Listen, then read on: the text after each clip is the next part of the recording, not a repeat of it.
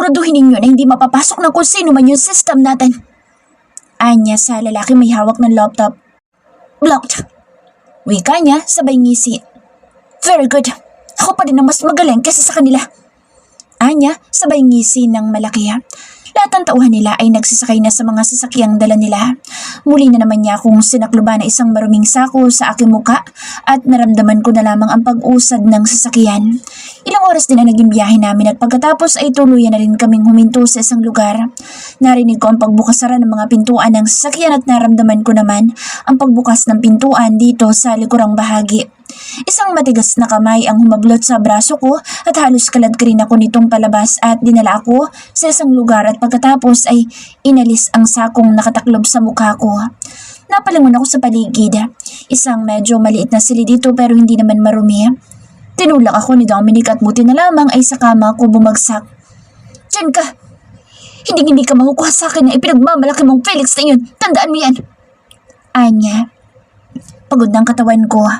Kanina nang tinawagan ni Dominic sa Felix ay umalis agad kami sa lugar na iyon at sumakay kami ng helicopter. Habang may nakataklob na maruming sako sa ulo ko. Dinala niya ako sa isang lugar at pagkatapos ng ilang oras ay umalis na naman kami. At halos 4 na oras yata namin binaybay ang lugar na ito. Hindi ko alam kung nasaan kami. Ang alam ko lang ay makadag ang dinaanan namin. Gusto ko muna magpahinga dahil pagod na ang katawan ko at ayokong mapahamak ang sanggol na nasa sinapupunan ko. Nakikita ko sa bintana na madilim na. Hindi na kaya ng katawan ko kung muli kaming aalis upang lumipat ng lugar. Ang mga talukap ng mga mata ko naman ay nagsisimula ng mamigat kasabay ang pananakit ng katawan ko. Napahimas ako sa 2 braso ko na puno na ng pasa at ang mukha kong namamaga dahil ayaw akong tigilan ni Dominic sa kakasampal sa akin. Muling umagos ang aking mga luha dahil hindi ko alam kung kakayanin ko pang isang araw na mananatili sa poder ng demonyong Dominic na ito. Felix, tulungan mo kami ng anak mo. Bulong ng isipan ko habang ang mga luha ko ay hindi nagpapaampat. Bumukas ang pintuan at naramdaman kong pagpasok ng isang bulto ng tao pero wala na akong lakas upang idilat pang aking mga mata. Pagod na ako at kung ano man ang balak ni Dominic ay hahayaan ko na lamang siya hanggang sa magsawa siyang saktan ako. Bigla na lamang na may humablot ng malakas sa aking braso kaya napadilat ang aking mga mata. Please, hayaan mo kong makapagpahinga. Bulong ko sa mahinang tinig. Bigla niya akong itinulak pabagsak sa kama at pumatong sa akin sabay sa kanya sa leeg ko. Dahil sa iyo, unti-unting nawawalang pinaghirapan ng mga magulang ko. Dahil sa inyo, ay mukhang maghihirap ang pamilya namin. Papatayin ko kayong lahat bago niyo maagaw sa amin na lahat. Galit niyang ani habang nakaupo siya sa ibabaw ko at nakadiin ang kanyang 2 kamay sa leeg ko. Dominic! Isang sigaw sa pintuan na nagpatigil sa kanya. Kapag pinatay mo iyan, wala ka ng panghahawakan pa kay Felix. Ani ng isang lalaki na may edad na. Dad, dahil sa kanila unti-unting naglalaho ang mga negosyo natin. Hindi ko alam kung anong kademonyo nang ginagawa ngayon ng Felix na iyon at nagagawa nilang alisan kayo ng karapatan sa mga kayamanan natin. Anya na ikinagulat ko. Napatingin ako sa matandang lalaki. Lumapit ito kay Dominic at hinablot niya itong palayo sa akin. Hayaan mo siyang magpahinga dyan. Kailangan mo siya ng buhay, Dominic. Dahil kapag napatay mo iyan, wala ka na magagawa pa kay Felix. Artemis, Red Alert, Hunt down. The enigmatic Blue Skull ang titulo dyan sa ulo mo ngayon. Wala na tayong mga tauhan na maaasahan. Ang natitira na lamang ay kung sino mga nandirito sa lugar na ito. Lahat sila ay nagtatago na dahil tinutugos na sila ng 5 malaking organisasyon na pinamumunuan ng The Venom.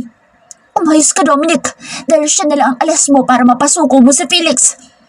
Magagawa mo na gusto mo sa kanya kapag nakuha mo na sa Felix kapalit ng babaeng iyan upang maibalik natin ang tiwala ng mga kumalas sa organisasyon natin. Mahabang litanya ng kanyang ama. Kapag napatay mo na iyan, magtatago na tayo na para mga daga at maghahanap ng lungga na papasukin natin. Mag-isip ka, anak. Huwag kang masyadong magpadaig sa galit mo. Ani pa ng kanyang ama. Nilapitan ako ni Dominic at tinablot muli ang braso ko kaya napaangat ang kalahati ng katawan ko sa kama at isang malakas na sampal na naman ang dumapos sa mukha ko. Pakiramdam ko'y manhid na ako. Pakiramdam ko ay gusto ko nang sumuko at ako na lang mismo ang kumitin ng buhay ko. Tanging sanggol na lamang sa sinapupunan ko ang nagbibigay sa akin ngayon ng lakas. Manhid na ang katawan ko. Kahit patayin mo ako ngayon ay hindi ko nito mararamdaman pa. Sana'y patayin mo na lang ako para matapos na ang lahat ng ito. Yun naman ang plano niyo, hindi ba? Upang hindi matuloy ang kasal namin ni Felix. Nagwagi na kayo. Hawak na ninyo ako kaya patayin na ninyo ako. Ani ko habang umiiyak ako. Marami ka pang daranasan sa akin. Pagsasawaan ko pa yung katawan mo sa harapan ng tarantadong Felix na yun. Tingnan ko lang, kung hindi siya magmakaawa sa akin na patayin na lamang siya, kaysa makita niya mga kahiyupang gagawin ko dyan sa katawan mo. Wika niya at tuluyan na akong tinalikuran. Napahagulhol na ako at isinubsob kong aking mukha sa kama. Panginoon ko, hindi ko na po kaya. Tapusin na po ninyong paghihirap ko. Iligtas niyo po sa kapahamakan na lalaking mahal ko. Tulungan niyo po siya dahil kahit po ano pang sabihin ng ibang tao, sa pagkataon ni Felix, alam po nating lahat na may mabuti din siyang puso. Siya na lang po iligtas niyo, Panginoon ko. Nakikiusap po ako sa inyo na huwag niyong hahayaan na may mangyayaring masama sa kanya. Muli akong humagulhol dahil nawawala na ako ng pag-asa na mahanap pa kami ni Felix. Kahit nga ako hindi ko alam kung nasaan kami. Bumukas muli ang pintuan pero hindi ko na ito tiningnan pa. Kung sino man ang taong papasok sa silid na ito ay wala na akong pakaalam pa. Kung papatayin naman nila ako ay gawin na lang nila dahil hindi ko na kayang lumaban pa dahil nangihina na ako at nakakaramdam na ako ng kakaibang kirot sa akin tiyan. Umawag ka dyan at kainin mo pagkain ito! Sigaw na isang boses. Hindi ako nag-angat ng ulo. Nakahiga lamang ako at patuloy lamang ako sa aking pagtangis. Napakain mo na ba yan? Ani ng boses ni Dominic. Ayaw kumain. Hindi ko pinapansin ng babaeng iyan. Ani ng boses ng isang lalaki. Isang malakas na pag-upload sa aking buhok ang nagpatidi sa akin kaya napaupo akong bigla. Nasasaktan ako, Dominic. Ani ko habang pilit kong inaalis ang pagkakahila niya sa aking buhok. Damang-dama ko sa aking anit ang matinding kirot ng mahigpit niyang pagkakahila sa aking buhok. Kinamay niya ang pagkain. Dinaklot niya ito at pilit na isinasalpak sa bibig ko. Mga! Sigaw niya pero hindi ko magawang umanga dahil sa matinding kirot na dulot sa pagkakasabunot niya sa akin. Nasasaktan ako, bitawan mo ako! Sigaw ko kahit nangihina ng katawan ko. Muli siyang dumaklot ng pagkain at parasahan niya ito ipinapasok sa aking bibig. Nang makakuha ko ng tiyempo ay kinagat ko ang kamay niya ng sobrang diin kaya isang suntok ang dumapo sa mukha ko at yun na ang huling natatandaan ko dahil nawalan na ako ng ulirat. Third person over voice. Isang tawag ang natanggap ni Henry mula kay Harold kaya nagkatinginan silang magkakaibigan. Mabilis na sinagot ni Henry ang tawag ng pinsan niya habang ang lahat ay naghihintay sa sasabihin ni Harold. Pinindot ni Henry ang speakerphone upang marinig na lahat ang sasabihin nila Harold sa kanila. Makikita sa mukha ni Felix ang katuwaan na hindi niya maipaliwanag dahil batid niyang isang magandang balita ang hatid ng magkakaibigang bilyonaryo.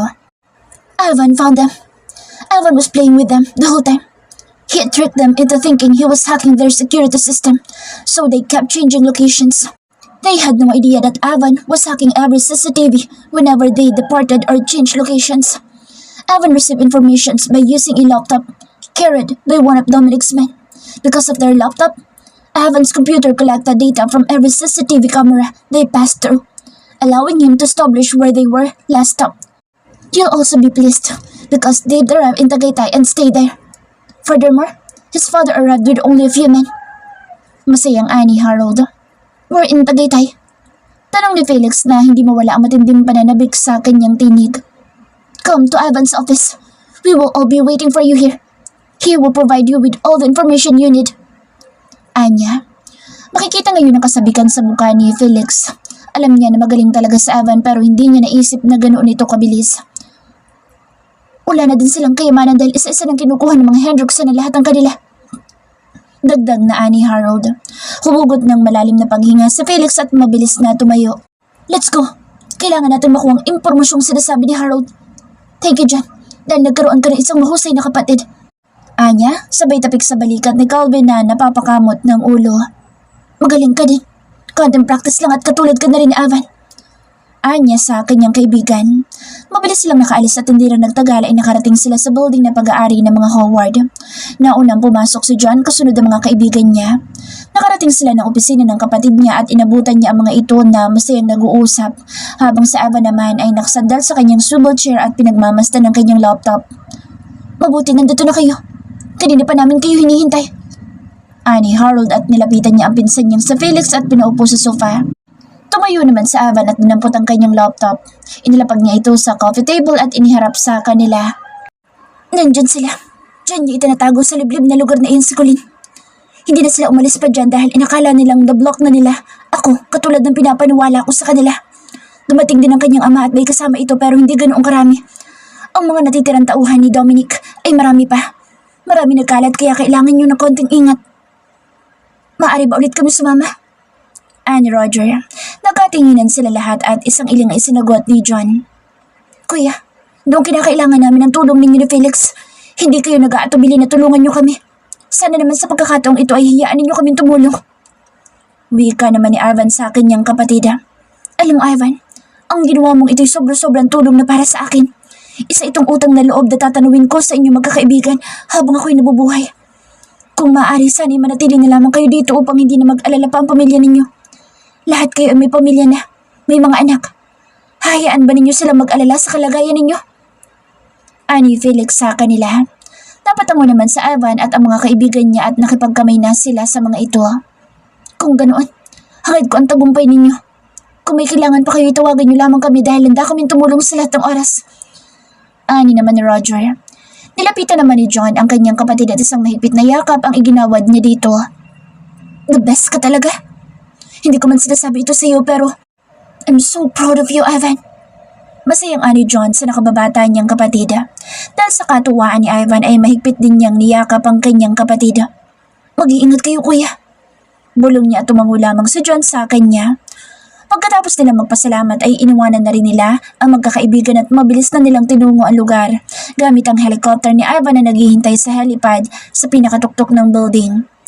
Natawagan na rin ni Felix ang ilang tauhan nila na nakabasa sa Tagaytay kaya sila na lamang hinihintay at anumang oras ay susugod na sila sa lugar na pinagkukutaan ng mga Pollocks. Sa isang banda naman ay hindi pa rin nagigising si Colleen. Duguan ang mukha nito dahil sa malakas na suntok na ginawa sa kanya ni Dominic. Walang kamalay-malay sila Dominic na malapit na sa kinaroroonan nila ang grupo ni Felix. Nakahanda si Dominic sa anumang mangyayari. May mga sasakyan silang nakahanda na hindi nawawala na driver. Mautak si Dominic at alam niya na maaaring matagpuan sila sa lugar na iyon pero malaki ang tiwala niya sa hawker niya na nablock nga nito ang inaakala niyang tauhan ni Felix na nagtatangkang pasukin ng security system nila. Gising na ba ang babaeng iyon? Tanong ni Dominic sa kanyang tauhan. Kanina pa niya hinihintay na gumising si Colleen upang kausapin itong muli ngunit hanggang ngayon ay wala pa rin itong malay tao. Sinubukan kong gisingin pero tulog na tulog. Napuruhan mo yata.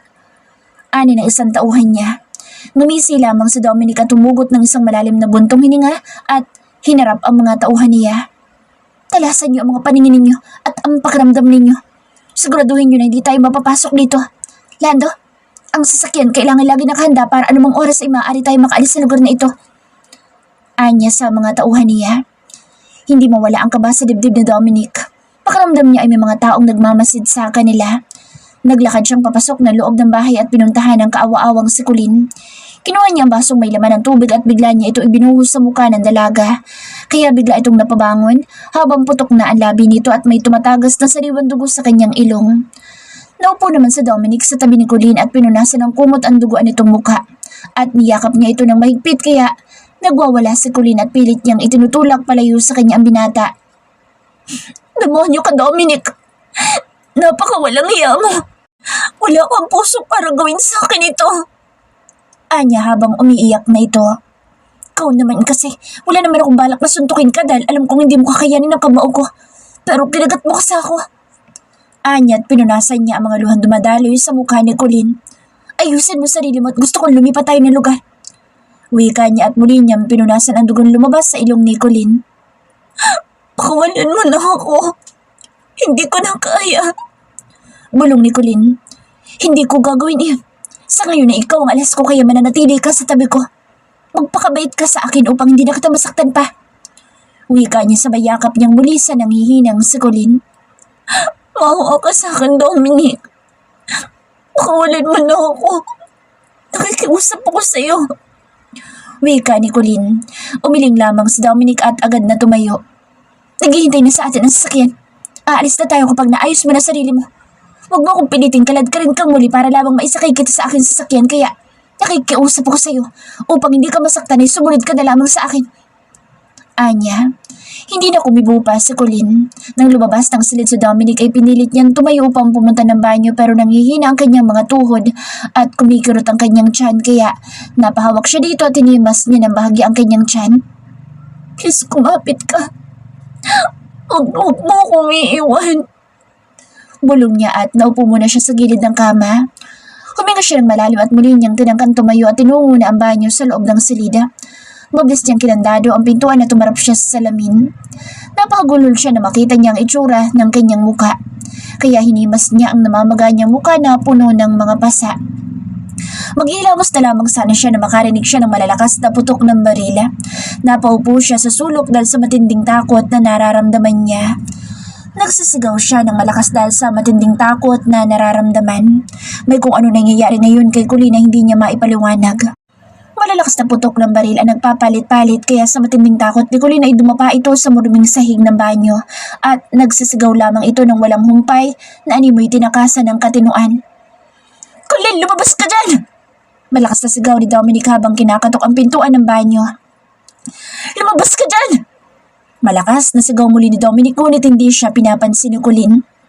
Let's go, Dominic! Bago pa tayo mahuling nila Felix! Let's go! Sigaw ng kanyang ama kaya napaangat ng ulo si Colleen pero hindi pa rin siya kumikilos at tumatayo. Shit! Kailangan ko si Colleen! Sigaw niya.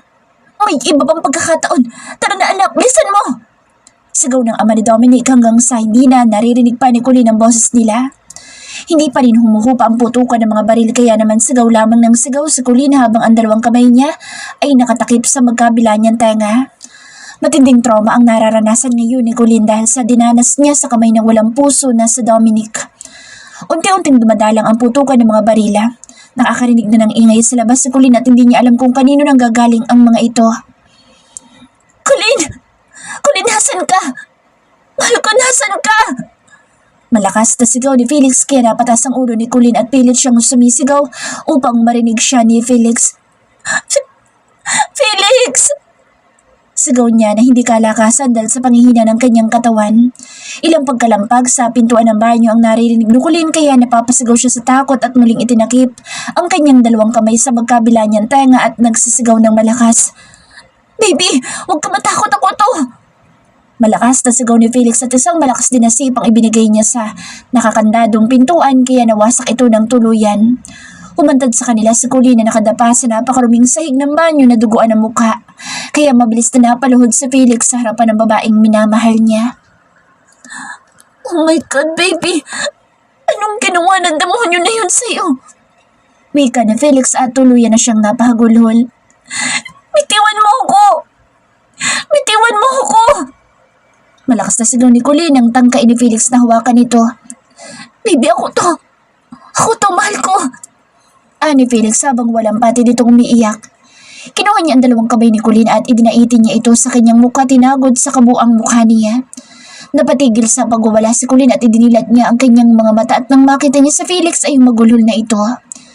Pinangko agad ni Felix ang kanyang kasintahan pero ganoon na lamang ang gulat nila nang makita nila ang dugo sa maruming puting pantalon na suot ni Colleen. Oh God! Oh God, ang baby natin! Malakas na ani Felix at tinakbo na agad nila ang kanilang sasakyan at mabilis niyang naisakay si Colleen sa loob ng sasakyan. Bilisan niyo! Dali natin ang asawa ko sa ospital! Malakas na sigaw ni Felix kaya paglula ni Henry sa kanilang sasakyan ay mabilis na niya itong pinasibat at wala siyang pakialam kung nasasagasaan man niyang ilang patay na katawan ng kalaban nila. Baby, wake up please! Wake up! Ani Felix habang bahagyang tinatapik niya si Colleen sa pisngi habang kalong niya ito na nakaupo sa likuran ng sasakyan. Bilisan mo, Henry! Malakas na sigaw ni Felix kaya mas lalong pinaharurot ni Henry ang sasakyan. Felix personal voice.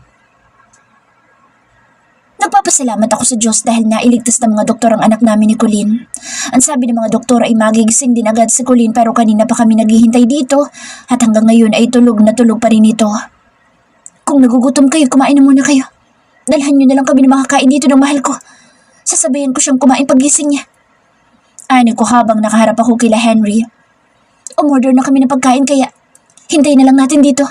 Huwag ka mag-alala dahil may mga tao tayo sa labas na mag-aasikaso ng mga in-order na pagkain. Hindi namin kayo iwanan dito. Baka nasa malapit lang si Dominic kasama ang mga natitira pa niya mga tauhan.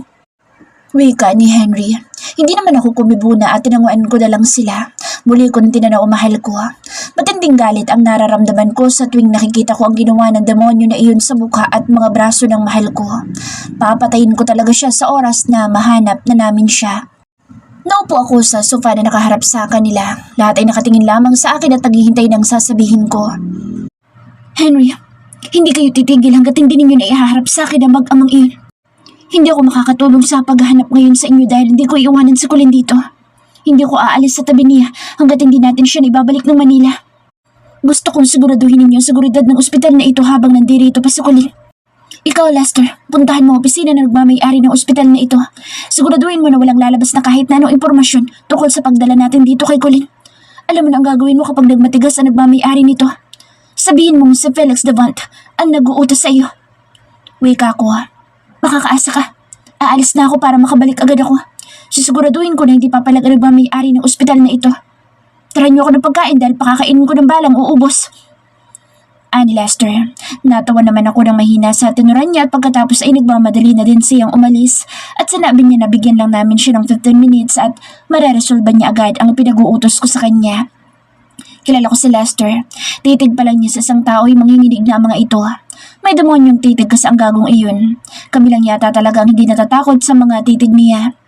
Simon, tawagan mo sa trans at sabihin mo sa kanya na kailangan ko siyang makausap sa lalong madaling panahon dito sa Pilipinas. Hindi sa telepono. Nagkakaintindihan ba tayo? Ani ko naman kay Simon. Tumayo agad si Simon at tumango sa akin. Nagpaalam siya na sa labas muna daw siya upang makausap niya ito ng maayos sa telepono. Kapag may gusto akong patawagang leader ng organisasyon ay si Simon o si Henry ang dalawang naaasahan ko na makapag-usap sa kanila. John, kailangan ko si Ivan. May kailangan ako sa kanya kaya kung maaari sana'y makausap ko ang kapatid mo pagdating natin sa Manila. Wika ko naman. Tumango naman agad siya at pagkatapos ay kay James ako tumingin. Bumaba ka sa ibaba at sabihin mo na ihanda ng emergency chopper ng ospital na ito dahil gusto ko ipatransfer si Colin sa ospital namin sa Manila as soon as possible, James. Hindi mamayang gabi at lalong-lalo nang hindi bukas. Nagkakaintindihan din ba tayo? Wika ko at mabilis namang tumugon si James at halos takbuhin na niya ang pintuang palabas. Hahanapin natin ang dalawang kapatid ni Dominic.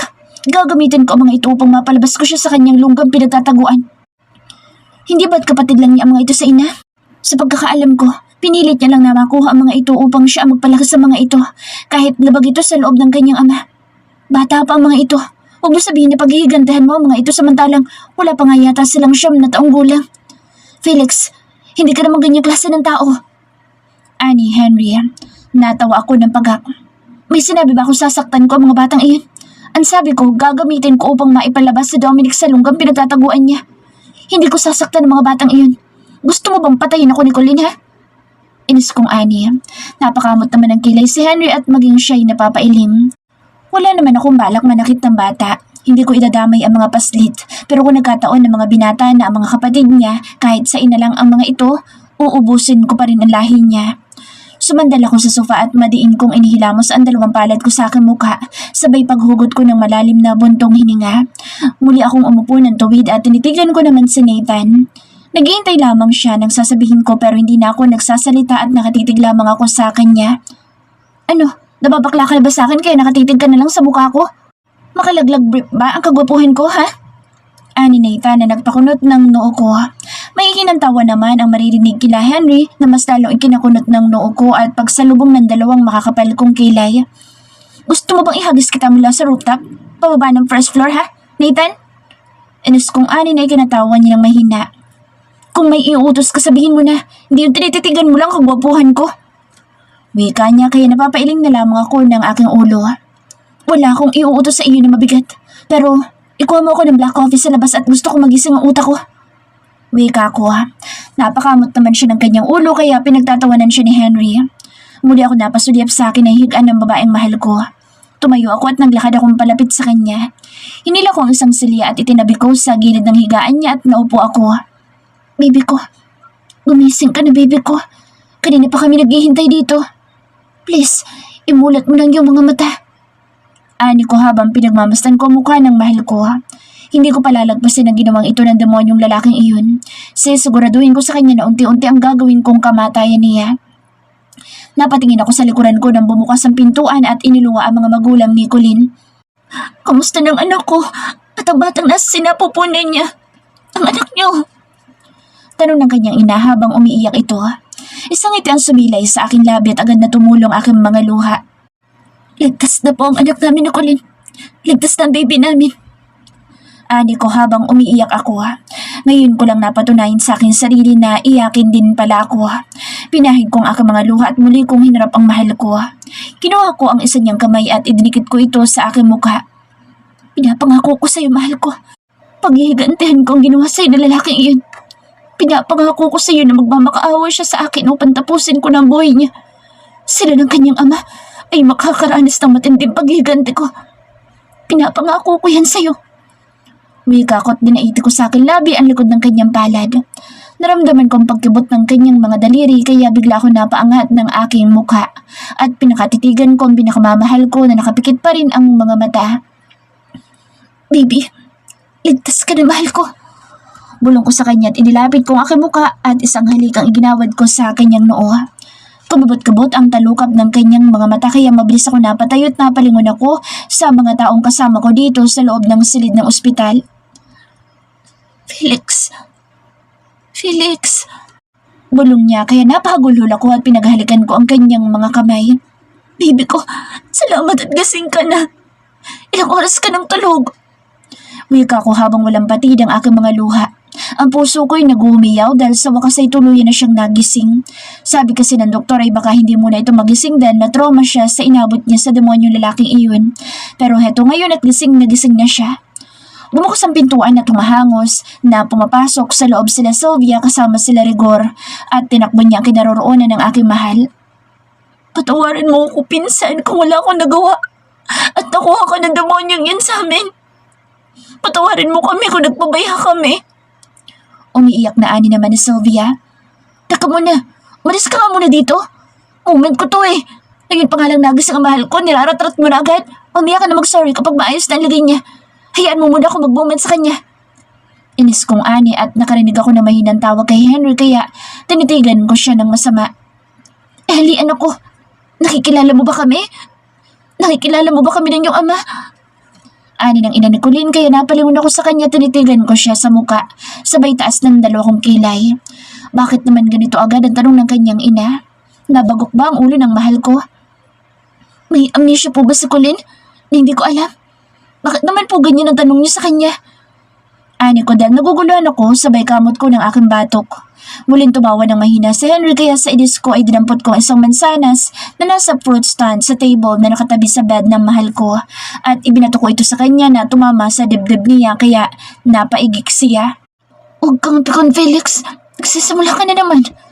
Bulong sa akin ng mahal ko kaya napalingon ako sa kanya at sa sobrang katuwaan ko ay hinalikan ko siya sa kanyang noo.